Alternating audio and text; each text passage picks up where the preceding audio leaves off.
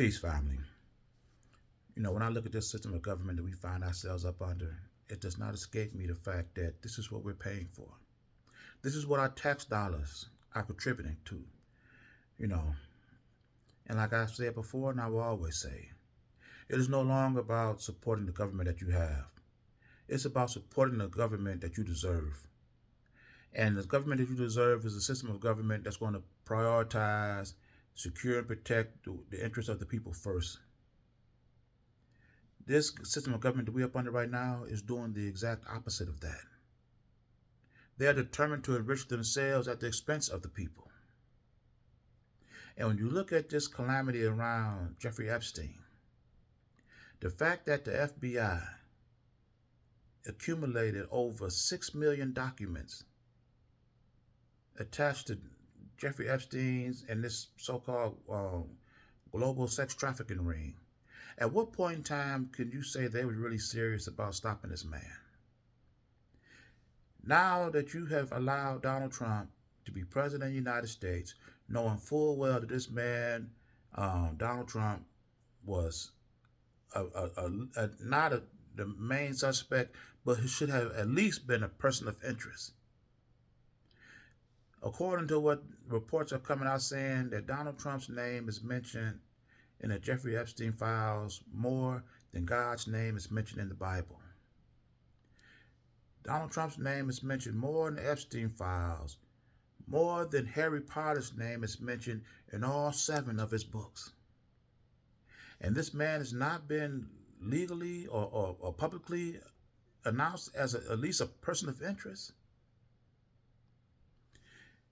And you allowed him not only to become president of the United States, but you give this man immunity and allow him to saturate the departments with people that's not committed to public service, but committed to being loyal to him. You've had Kash Patel, the director of the FBI, sit up there and say that there's absolutely no evidence that that Jeffrey Epstein trafficked these women to anybody but himself. And this man said this under oath. You had Pam Bondi sit up there under oath and say that there's absolutely no evidence pointing to Donald Trump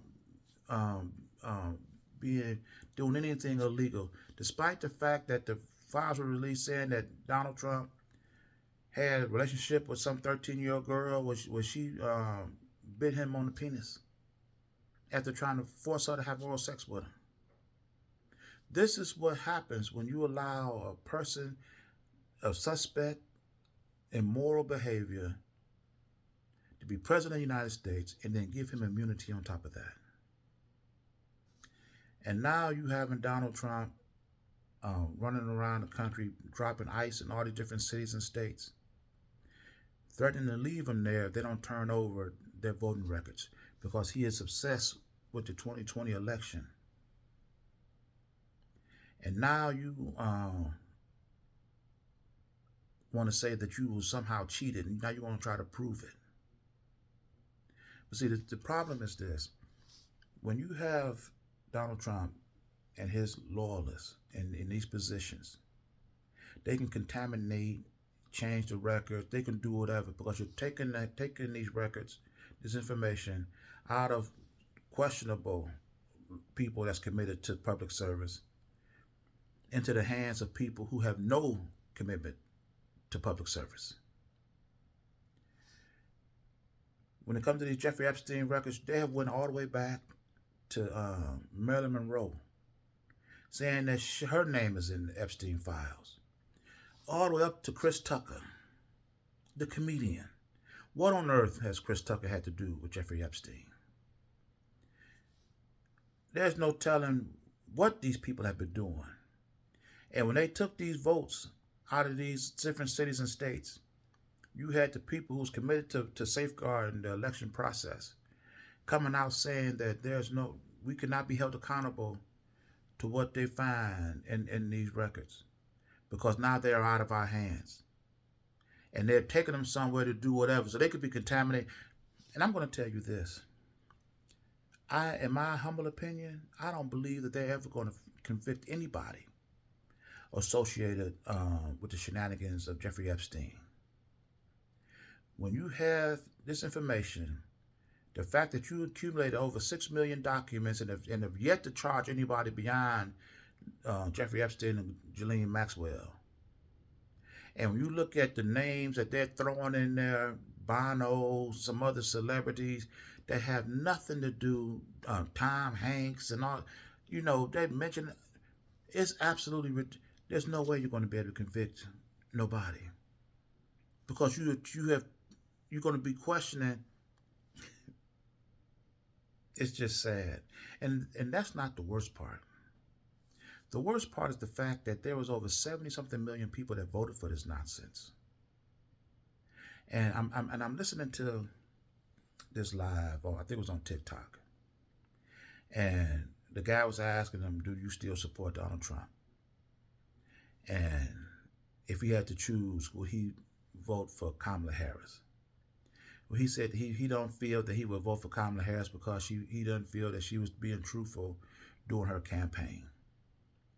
And then he said, now that Donald Trump is president, he's kind of showed him that Donald Trump is not the person that he claimed he was during the campaign. So the guy put him in the corner and said, this is it.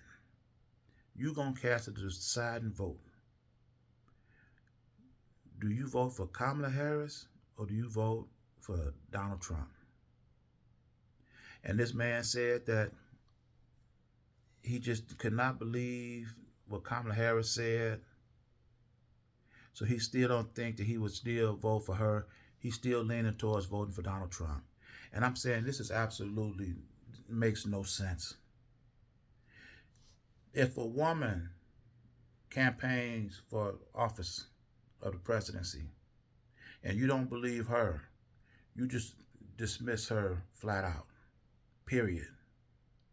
But for a white man to run for president of the United States, then once he gets elected, has proven to this guy that he is not the same guy that campaigned, which means that he was dishonest.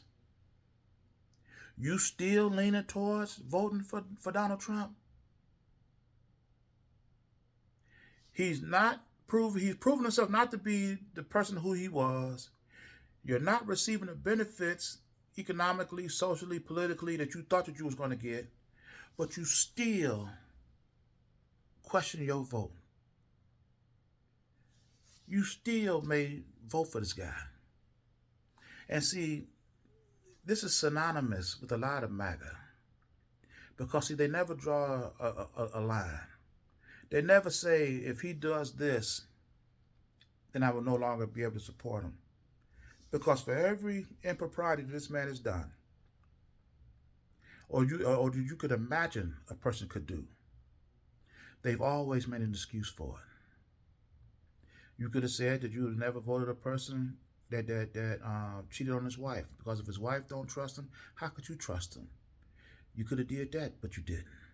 You could have said that you would never vote for a person that can't handle his finances, because if you did that, you still wouldn't vote for him.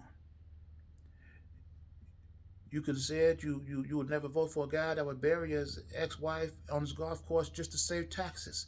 If you said that, you still wouldn't, because Donald Trump did that as well. There's no line that these people would set to end their loyalty to Donald Trump. And now, like I said, he's so obsessed with the 2020 election. Now he's trying to make it harder for people to vote, want people to have ID to vote. But what you really should be looking for, instead of the ID, you should be questioning the people's IQ. Because if you're going to sit up here and still contemplate voting for this fool, he has proven himself not the negotiator, not the great businessman. He has no compassion, no sympathy. He's,